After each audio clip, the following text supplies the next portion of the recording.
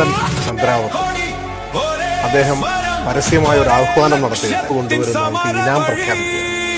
ഇപ്പോൾ കോൺഗ്രസിന്റെ എത്രയോ നേതാക്കന്മാർ കേരളത്തിലും ദേശീയ തലത്തിലും ഇങ്ങനെ ഒരു ആഹ്വാനം അവർക്കാർക്കും നേരിടേണ്ടി വന്നിട്ടേ അതിന്റെ ഒരു മടിയും കൂടാതെ എതിർക്കുന്ന, നേരിട്ട് കടന്നാക്കാൻ വയ്ക്കുന്ന, അതിനെതിരെ പ്രതിരോധം തീർക്കുന്നതിന് നേതൃത്വം കൊടുക്കുന്ന ആളാണ് കേരളത്തിൽ.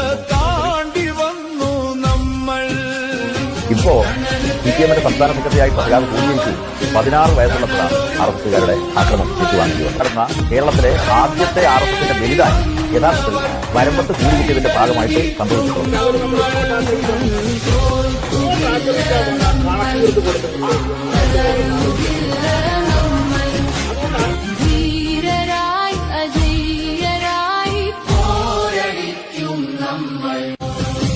കടൽ താണ്ടി മണൽ താണ്ടി പോരടിക്കും നമ്മൾ, കനൽ പദങ്ങൾ എത്ര എത്ര താണ്ടി വന്നു നമ്മൾ.